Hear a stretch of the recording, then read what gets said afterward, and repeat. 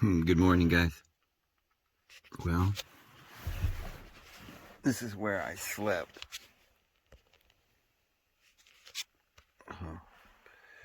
And so it wasn't bad. I'm gonna get later on. I'm gonna get me a camper for the back. But anyway, I'm gonna get up and go over there and make some coffee, and we'll see what this day has to offer.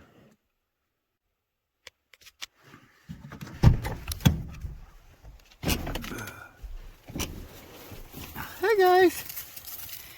Hi. Okay. Well, get the shoes. There. Yeah. Let's go make a cup of coffee. Let's do it.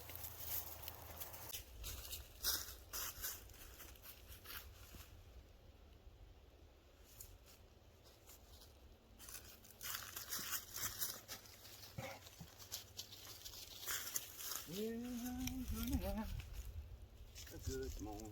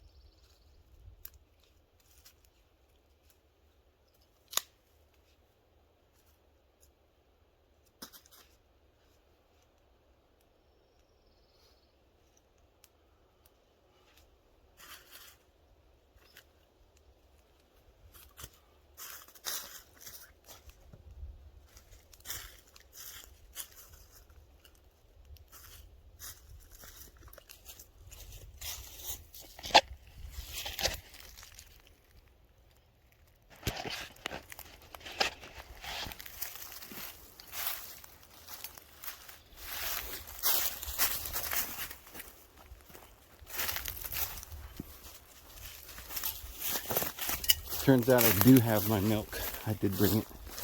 So I'm not going to have to go without creaming my coffee. Isn't that nice?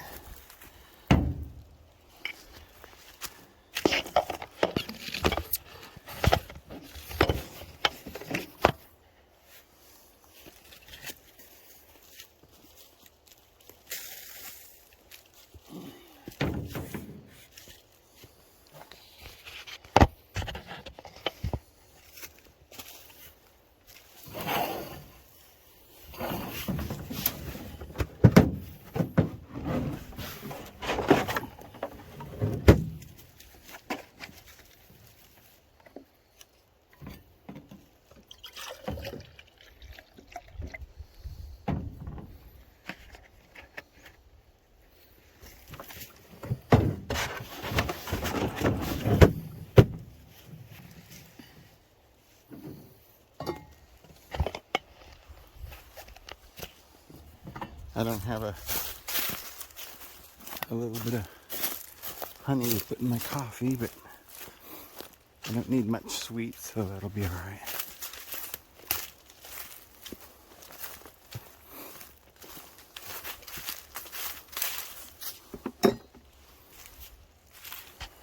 Okay.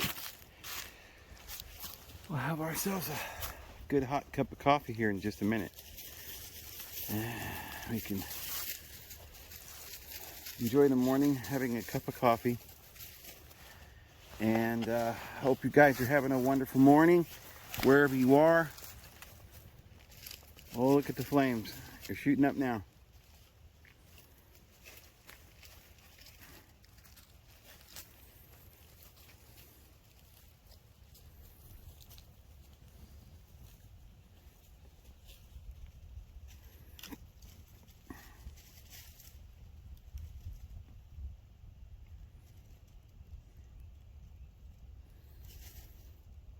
Well, that's not the best place to sleep up there in the front seat because it's not, of course, long enough, and so you sort of sleep scrunched up a bit, but it isn't bad at all, really. I can sleep just about anywhere. But yeah, I want to get a camper. What I'm actually thinking of getting is just a little pull. May sound funny, but I'm thinking about buying a trailer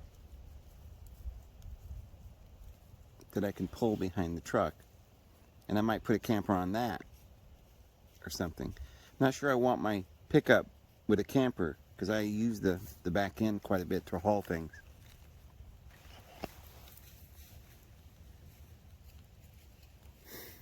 I don't eat breakfast most of the time.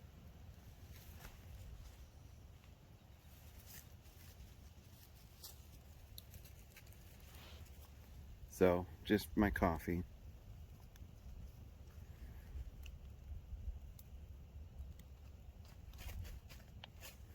What kind of fun are we going to get into today? I think we'll take a nice long walk. Maybe go down the road and go down the ridge. If you go down this to the bottom and you go across the creek and you go straight that way, it's about a mile or two, and there's 3 lakes, and that's the Cave Robbers State Park. It's a beautiful park. There's beautiful fishing. There's rivers, lakes, fishing. Oh, look at that. It's already done.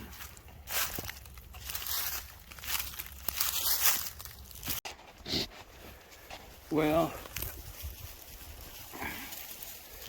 I had made some more footage of me pouring coffee,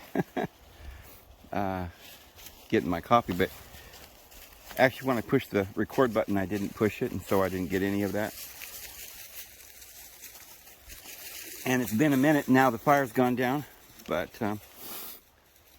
anyway, I got my coffee and I'm happy.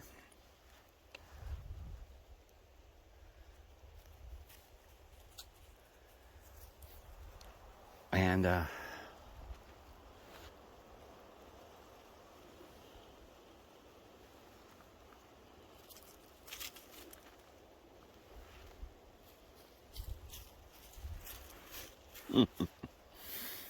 so it was a nice night, a nice rest.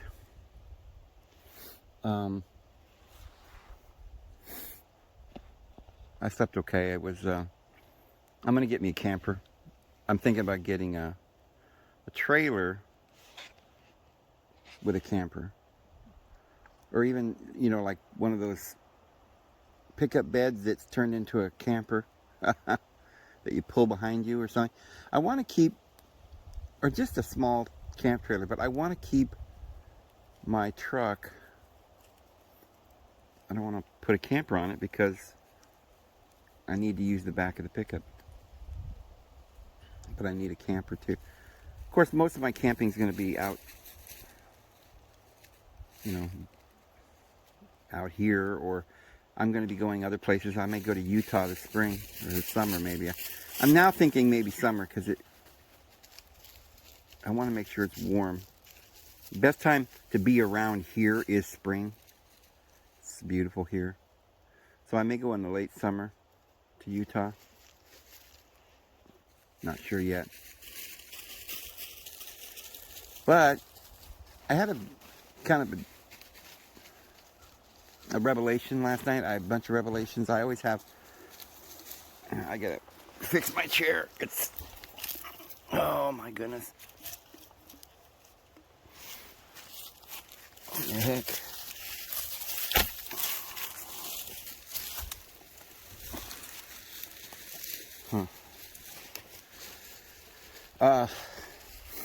So I was having this revelation last night. It was pretty profound, and I'm kind of just thinking about it this morning. It's pretty amazing.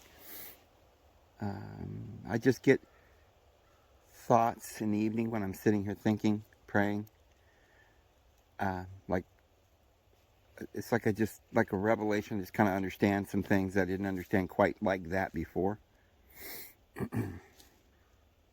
It happens all the time when you think quietly to yourself and just ponder, pray. But the way it was revealed to me last night, imagine if your every thought is building your future. And here's how you might imagine that.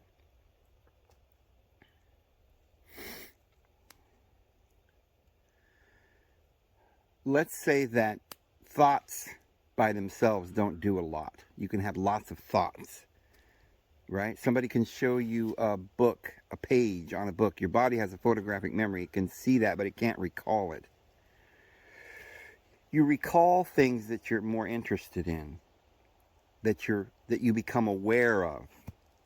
So awareness is where you are, even though you aren't, like if there's no time and space, then there is no space that you can go and find where everything is or where something is, because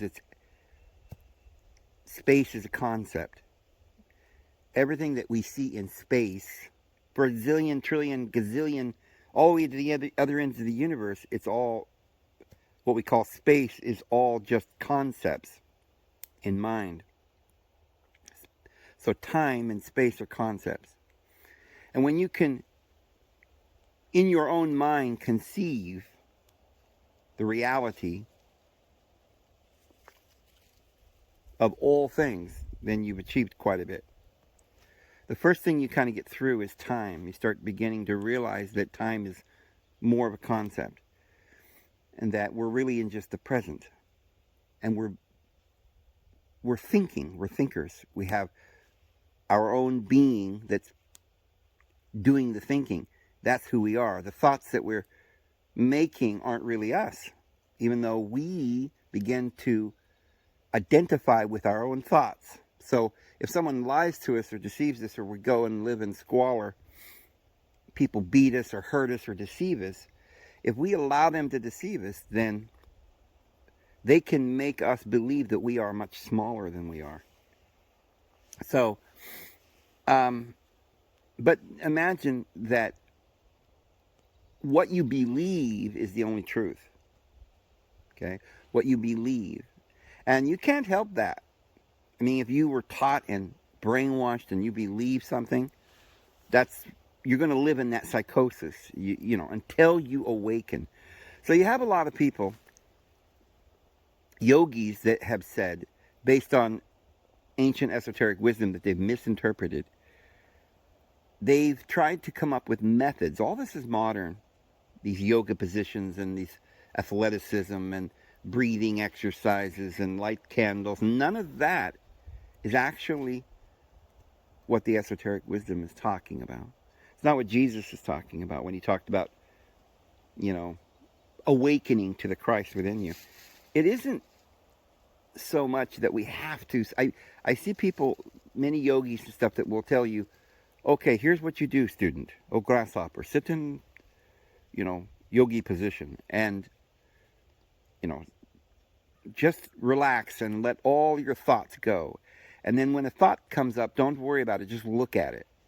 Just look at it. What is the thought? And after a while, thoughts begin to come up and you just watch them. And people believe, falsely, that these thoughts are imprisoned inside of you and that you have some sort of traumatism. And as these thoughts begin to arise, maybe you can ask them what they mean and how do you feel. And as you look at these thoughts, you don't force them away.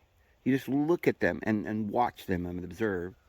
And they claim that after you watch them and expose them and think about how they make you feel, and then as your mind begins to understand that's not you, that's only something that happened to you in the past, those are memories. And as you look at those memories and begin to realize how and why you feel that resentment and that bitterness and that anger, or that maybe love, joy, peace with other thoughts, and you begin to think, oh, there's my peace, that picture. I felt peace there.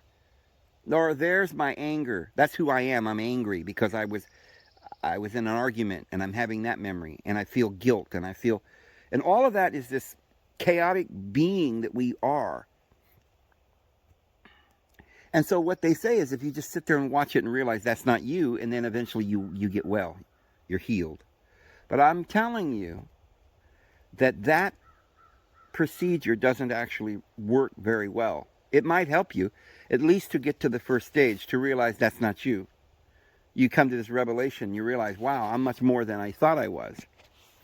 You know, I'm not these thoughts and these feelings. I understand where they're coming from and why I had those feelings. And that's probably important. The problem is if you keep watching these thoughts and these emotions, thinking that you're going to get well, whole, and complete by just looking at these thoughts, by just knowing that you're not the thoughts, is false, because it's much more complicated. We have lots of thoughts, but some thoughts don't have any power. They only have power if they have feelings and emotions. And it's very difficult for us to understand what emotions are. They're a group of thoughts that come together to form an idea. If that idea scares you, that's a nightmare. But why would you have a bunch of thoughts grouped together, creating an idea, a monster, or something you don't like, or an event you don't want to happen, or memories that you don't like? Why would you be in that area where you're having these reoccurring fears? Because of not, pushing negative thoughts away. Oh, I'm pushing them away. I'm looking at them and they're dissipating. That's not how it works. What you have to understand is they will not go away. Even if you sit there and look at the thoughts and then you see they dissipate or they go away, and then you go on to another thought and you think, well, I conquered that one. It went away. No, you didn't. And other people have different ideas about that. What the problem is that you got bored with that thought and you moved on to another one. And all of your thoughts all go back to something else. And all you have to do is find out what that something else is, get rid of that, and all those thoughts are gone. They don't come up spontaneously to mean that fear. You don't have a group of thoughts that give you that emotion. Why? Because you've moved on, because you found the truth. Your body only recognizes what it believes. It's kind of like quantum physics. They used to believe that there was particles that made up everything. The whole world was made up of particles. And then some people had a theory that they were wavelengths, energy wavelengths. They were force fields. They weren't solid. But both theories worked, and they used them both for a while until they did a study, and they found conclusive proof that there are no particles in the universe. There's no substance. It's simply force fields of energy, wavelengths. That is, and they said that it only appears to be a particle when you observe it. Now that is very important, because science confirmed what esoteric wisdom's been trying to tell us. When you observe or aware of something, then it has force. So therefore, the yogis and shamans have said, if we just look at these pictures and these fears, these monsters, to look at them, expose them, bring them to the light, tell the truth about it, and they'll go away. Some people go into mesmerism. They see them, they talk them through it, they calm them down, and supposedly they're better. Some people use this like with mesmerism. They say, you will never smoke again. Put them in a trance. You will never smoke. And then they wake up and they never smoke again. But you see, I do believe that you can mesmerize people to do things, but here's the thing. It's not what they've told you. The reason that you do what you're told when you're being mesmerized is because if you're a weak person, you don't have your own beliefs, they can make you believe, sometimes through a crowd around you believe in something. And if the crowd believes it, then you begin to believe it. Oh, look at that. That person's walking, and they've never walked for 50 years. And that gives you this idea and belief that the crowd says is true. And then you begin to jump around, and other people get excited, and you can sort of like get people to believe in things. Because the most powerful thing in the world is belief. That is it. And what is a belief? It's a group of thoughts arranged together that forms a worldview or a simple belief. It's just a group of thoughts. And so, therefore, it's belief that changes your reality. So if you just look at things and watch them, observe them, that's only the first step. You have to come to a place where you know the truth. And so the greatest of the prophets, the Son of God who came to the world, God very God, man very man, the Messiah, came to the world, firstborn among many brethren, to tell us and show us the way back to the Father. And he told us that that's the truth that will set us free. So if you have a set of thoughts that form a vision of a dragon, if you believe in dragons, you will be afraid. And you cannot make somebody who believes in dragons, you cannot calm them. You cannot assuage them. You cannot assist them. They're going to kick and scream and run and jump and scream. Did I say? I mean, they're going to be frantic. You don't see a dragon. You don't see the hot lava coming out of the ground. They see it, and they're scared. And if they believe there's hot lava inches away from their body or dragon breath down their back, they're going to be scared out of their mind. There's nothing you can do. Now, I understand if we're talking about all the little dragons and monsters in our life. If we sit in a yogi position and look at them and just kind of close our eyes and watch thoughts come up and then dissipate, yeah, they will dissipate. And for a while, we'll find a better idea or hope within us somewhere and makes us feel more peaceful. And we relax. We forget that thought. And we move on to another thought, makes us feel better. All right, so you found a little peace by sort of giving yourself partial truths. As you sat there, you looked at the monster, and you said, "Nah, that's not a monster. That's just my dreams." And you got looked at, and you were kind of scared, right? And you didn't feel good. And all of a sudden, you saw another thought and another thought, and that led to another thought. And then you're on to another idea. Now you're on to trying to build a future for yourself, trying to tell yourself, because maybe you're partially enlightened, and so you say, "Well, wait a minute. That monster that's in my dream, it can't be real. So I'm going to try to ignore that." So you go about ignoring it because you're pursuing another theory. Maybe there aren't monsters. Maybe that monster in my mind, I'm just making it up. Maybe I'm causing the monster to appear with my own thoughts. So somebody tells you that, and you think, "Oh, okay. Oh, ooh, there's the monster. Oh, yes, I'm scared. Oh, wait a minute. I have to remember, I'm probably making this monster on my own, right? This isn't real. That hot breath down my back, that's not real. I got to pretend that's not real. We're in a hologram." Well, that's very difficult to do because you have authorities in the back of your mind, the devil on your shoulder telling you that's real.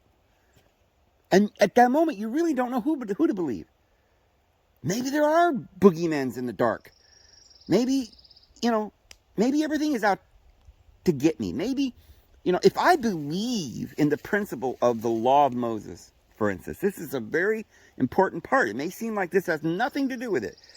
But everything that I've been teaching about, we're not under law, it's important because that means that you remove the guilt. If you believe that you're a human that must obey government, then you don't believe in your divine self. You don't believe in the fullness and the good of the universe.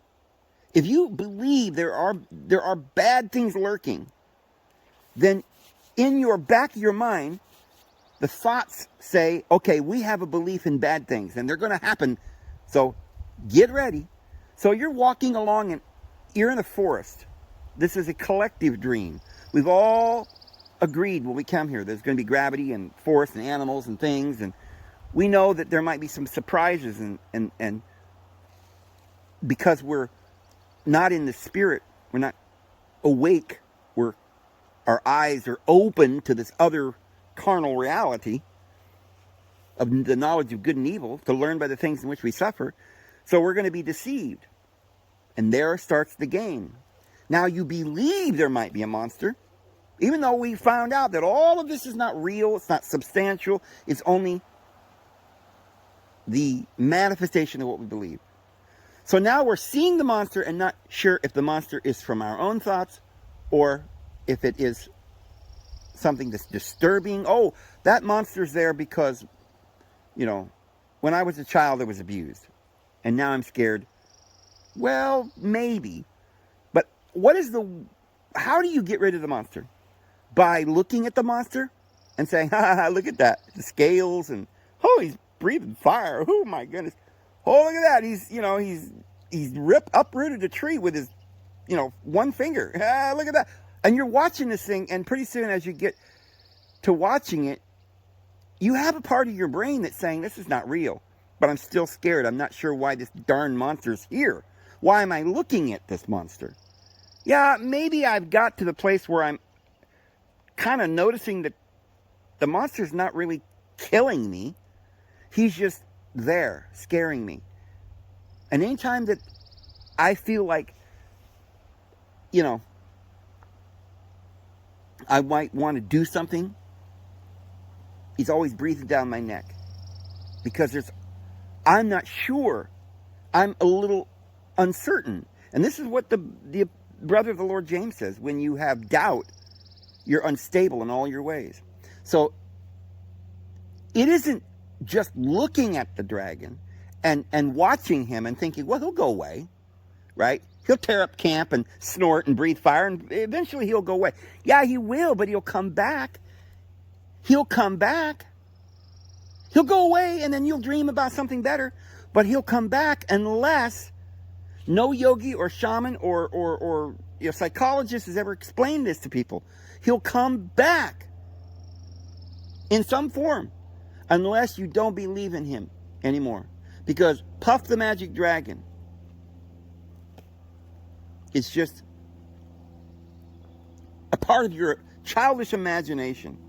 And when you wake up how do you wake up? By knowledge, enlightenment. The truth will set you free. So you have to go back to the main truth that's holding, like a tree, all the other branches up the line. The branches will fall off if they're not part of the tree. That's why Jesus said, stay in the vine. If you stay in the vine, you'll have prosperity. If you're out of the vine, you'll wither and die. So you see, any thought that's not part of your system of thinking, if your foundational system is that I am the Lord, I am in Christ from the beginning, from the founding of the world, whatsoever I say is done. I am myself, not my thoughts. I make my thoughts. I make my house. I go out and build with the elements. I cut down the trees and get the rocks and put them together. And I'm going to build a house the way I want. I'm not going to run around going, oh my goodness, what if there's bears and deers and mountain lions and I get killed and I get ate? Well, you would do that if you're not mature, if you're a child, if you have fear, if you think that you're being thrown into this situation where you have no power. Maybe as a child you don't. But when you get older,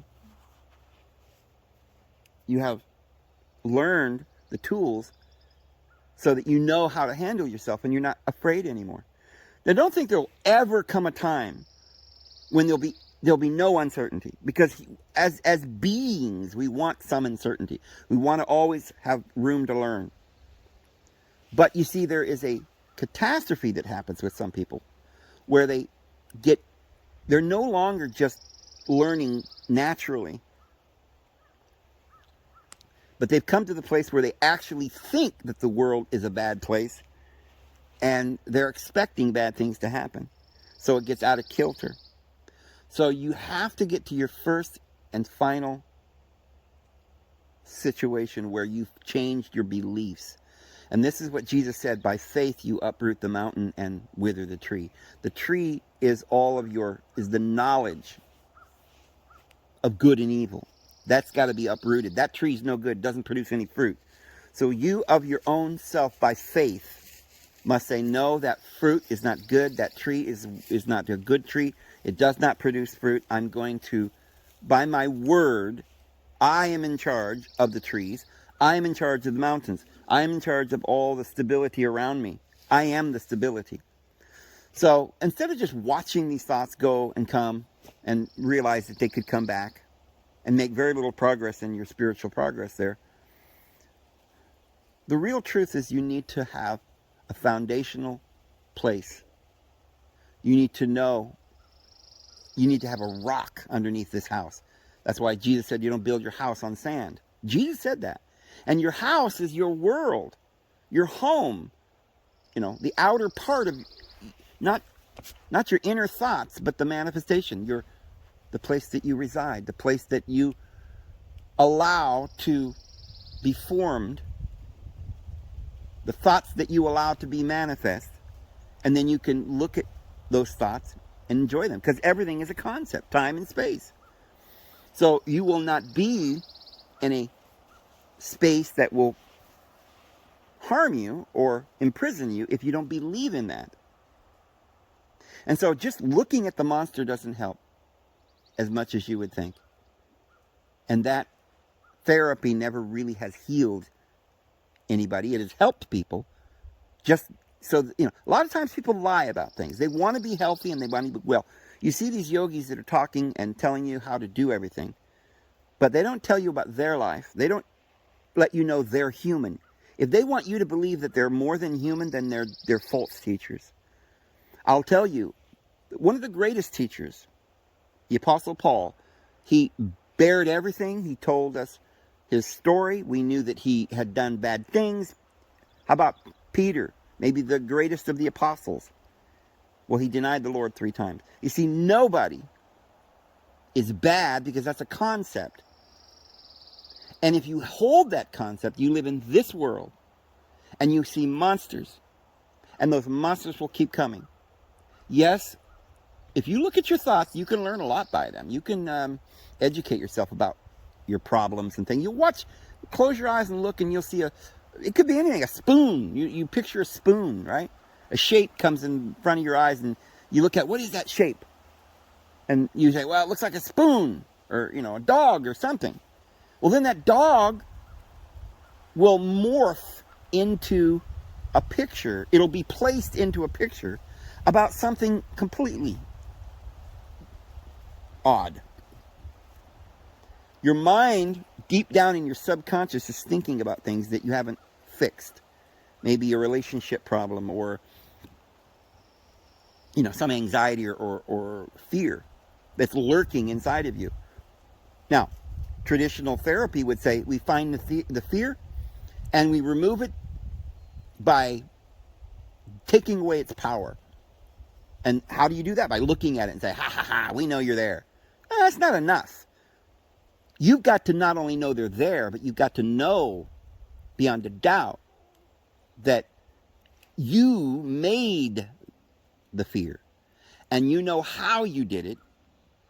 And now you're going to stop doing it, and you're going to make another picture that's not scary, without the emotions of fear.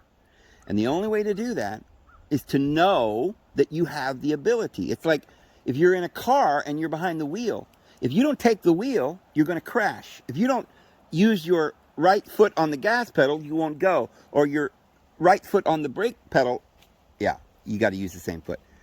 If you don't push it down, you won't stop, and you'll crash.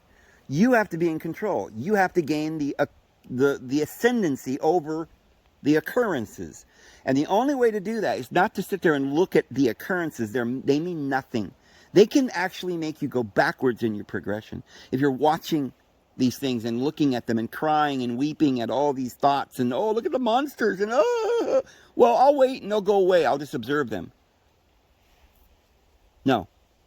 Because your body can't, maybe you're not that scared of the monster. Maybe it's just you're enlightened to some extent. But your problem is that you're not completely sure. You think it's true, but you're not sure.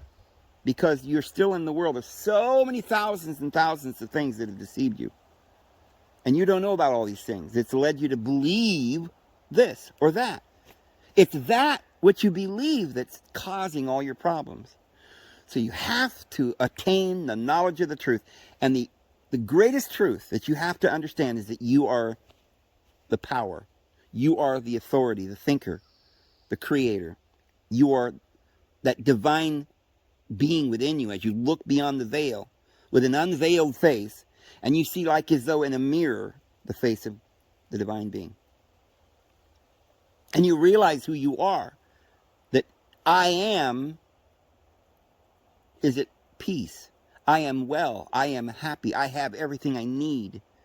I'm in a place of total happiness because I am the one who makes my own happiness. I am happiness. I am love. Once you attain to the knowledge that I am in control, once you take the wheel, but if you believe, let's say you're sitting in your car and somebody says, oh, you're scared of, you could die, right? This is a scary road, it's slick, it's icy, and you're behind the wheel. Now you're scared. You don't even want to drive because it's icy. You have no control. So that's what's this deception is like. It's like the deception is somebody lying or thoughts somehow or another getting into your mind that you don't have control. That you didn't make all of this. That all of this is happening to you. So how do you go about? Well, by practicing, by trying to believe.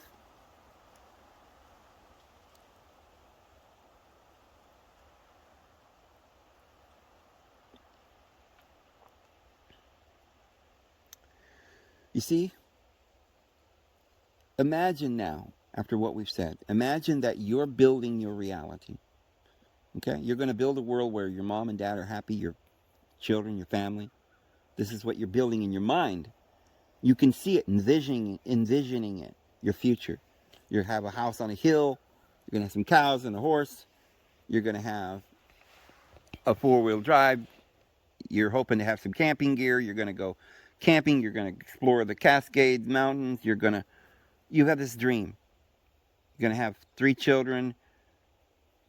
You know, you're going to be a designer. You're going to be a agriculturalist. You're going to be a farmer, whatever. You have dreams.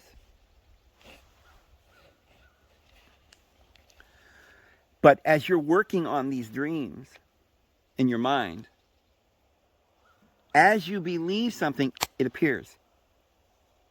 The problem is, you don't know what you're doing. What you're trying to do is hold your belief. It's like picking up logs. At first you can't pick up the log. You pick up the log and pretty soon you can pick it up. You build muscle, endurance. So it's the same with your mind. It's hard to keep your mind focused and positive. And if you don't believe that it's good for you, then you won't even try it. Lethargy and excuse me, sort of it comes from ignorance. Nobody would be too tired to walk across the room if they were going to get something they wanted. The problem is they don't know that walking across the room results in them picking up something they want. They think walking across the room is useless because then they'll just be somewhere else they don't want to be. It's a false belief that makes them depressed about walking across the room. If you know the truth that you only walk across the room to pick up something you need or to go somewhere you want to go, and that it's to your advantage to walk, why would you want to be a slave to someone else? You do the walking and the working and the everything for them, and they get the reward. That's the reason why people are lazy. And it transfers to everything else because they begin to believe that the world is like that. That if they believe in stuff in their mind, like a child believes, oh, I'm going to go have fun today. And they go and they're happy. But by the time you get older and you realize everything you do turns into disaster, you're not so excited to jump up and run out the side and, play. It's just going to be another bad day because now you've been brainwashed. As a young person, you believed in yourself and happiness. You thought the world was a good place until you began to get abused and punished, and you began to believe in the deceiver, and you begin to believe that everything you were doing was futile and things just happened to you. So then you began to expect something bad to happen because you believe in the world of bad things happening. Every time, because of bad things when they came, you didn't realize that you were causing them. That it was because it was like being in quicksand. You were sinking deeper and deeper because every thought was exasperating. Like somebody put the thought in your mind that you could have a disaster. So now you're scared that a disaster is going to come, and you're expecting it because you're scared. And as you think about that disaster, now you're no longer building your intentions. You're no longer building your desires. Because you're no longer thinking about what you want to do because you believe you can do that. But now you're thinking about what you don't want to happen. Because you believe that what you don't want to happen is going to happen or could happen. And so now your beliefs are towards the disaster and the failure. And so the more you sit and think about negative things, you're going to build negative life. But you can't fix that by forcing the negative thoughts out of your mind. Oh, negative thoughts are bad, so I won't think of negative things. I'm only going to think of positive things. Here comes that fire-breathing dragon. Oh, he's going to kill me. Okay, be calm, Dave. Don't have any negative thoughts. Push them out. This is all in your mind, Dave. Don't believe in the dragon. Oh, here he comes. He's got his hot breath over my neck. He's going to eat me. How are you going to get out of this? You believe in dragons. And your belief is making the dragon real. Well, obviously, the only solution here is not to fight the dragon. Because in your mind, you might have created a scenario he wins. And it's whatever you believe. If you've become defeated by yourself, by your own thoughts, because of the liar. So what you have to do is every time you're building... So your negative thoughts are creating the bad things. But what is creating your negative thoughts? The negative thoughts are being created by the belief. So it's not negative thoughts that we have to get rid of. We don't watch negative thoughts. We don't watch our feelings dissipate and get well. We change our beliefs. And we have to start with the very first foundational belief. The first foundational belief is not that God is a bearded man in yonder heaven sitting on a cloud who does favors to those that sacrifice to him and bow down and grovel at his feet. And he's an angry God and he might punish you. Okay, now you're worshiping the wrong God. Your vision is on the wrong creator. That's the fear God. That's the ego. That's creating this delusion you live in. You're worshiping the wrong God. So the first thing in finding the truth is realizing that you are the divine being. And that you are one with Christ and he's one with the Father. And we're all one. And the Holy Spirit is in all. And the Lord is in all, through all, and above all. It says that the divine being, deity, is in all, through all, and above all. Think about that. What does that mean? So the answer is, this is the answer. Are you ready for this? This is the revelation I had. And all that was just the explanation for it. But the revelation I had was very quick, very simple. And that is, as I'm trying to build my future with hopes and dreams and love, and thoughtfulness, a perfect, amazing paradise is what I'm trying to build. We're the creator. But remember, we're building this reality by our beliefs, by our thoughts. By our thoughts. First by our beliefs into what we want and what we believe about ourselves, what we believe we can accomplish, who we think we are. If we change who we think we are, we change everything. So we have to change our beliefs and then we change our thoughts. The beliefs have the thoughts have no power over us if we understand that we are the thinker, that we are the creator. And that is a belief. It's simply a belief because there's nothing. If you look at something like, you say, well, I saw a thought come up in my mind as I was sitting there meditating, and it was my great-grandpa, hitting me or abusing me or doing something wrong, or an ex-relationship or something. And when you see that in your mind,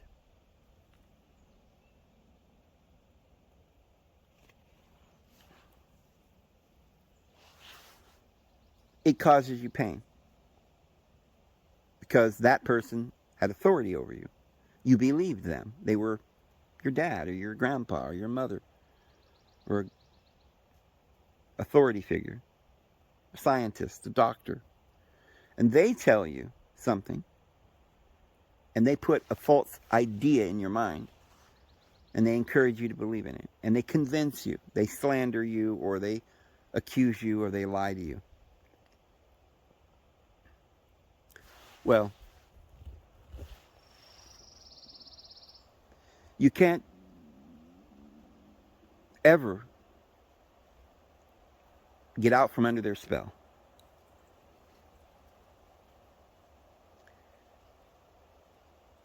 Ever. As long as you believe them. So therefore, religion is the biggest tool that the devil uses. Beliefs. The second thing is once they can get you to believe in certain things, they can write down laws. It used to be called a nation, a kingdom. Now we break it up into government and religion. It's two different things.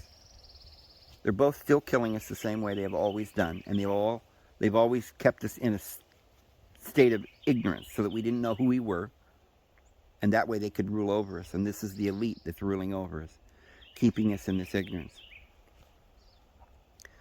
So the bottom line is, build your future by knowing the truth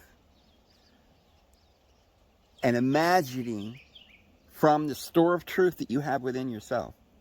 Once you realize that truth, once you have that absolute assurance that you are, that you have that faith in that Christ in you, and you saw your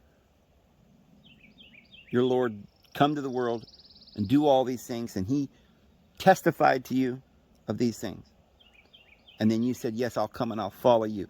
And as you begin to commune with him, your eyes become open. You don't know the truth just by seeing Jesus from a distance. Gives you hope enough to go and say, Jesus, are you the Messiah? Are you the one that we have been waiting for? Are you the good life? Are you the truth that I'm searching for? And Jesus spoke from within them and called out to them. And his sheep heard his voice, and they listened and they followed him. So you have to have the ear to hear. You see, fleshly ear will not hear what I'm saying. Fleshly eyes will not see what I'm seeing. What I'm telling you is the truth. But unless you can see the truth and grasp the truth, that's why Jesus said, why do you not receive what I'm telling you? Why do you not believe me? Because you wish to do the desires of your Father. So if you want to do the desires, if you wish to do these bad things and get away with them, then you will willingly be ignorant, and then your sin remains. But if you are simply unaware that all of this is happening, and this is the first time you've ever heard it, then your sin does not remain, and it will be gone the minute you simply believe. Now, the reason it remains for them is because they are willingly ignorant. You don't have to be willingly ignorant.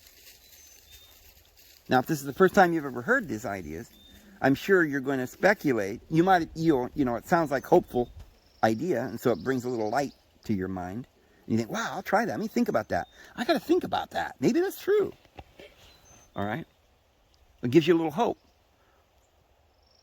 Well, the journey then begins to prove the acceptable will of the Lord, to demonstrate the Holy Spirit, the power of the Holy Spirit.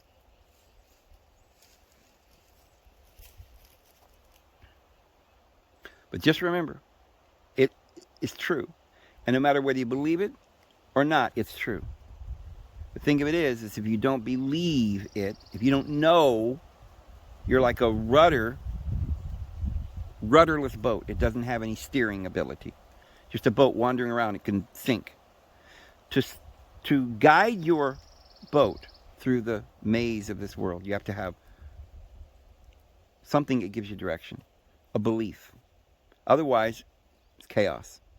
So the apostle, Jesus' brother, the Lord's brother James, said that the tongue is a very small thing, and it can set the world on fire.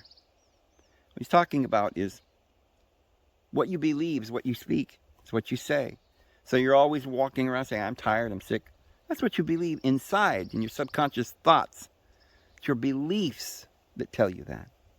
Change your beliefs, find the truth, and the truth will set you free.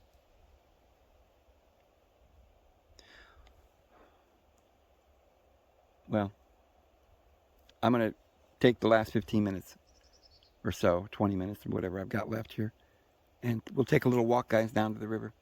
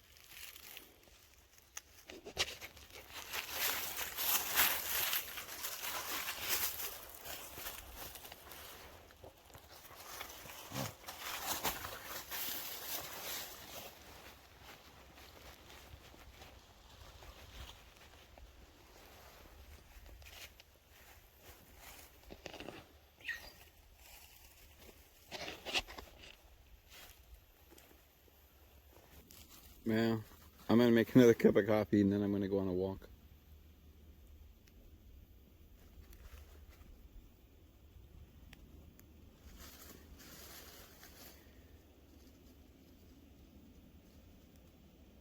It is such a beautiful day.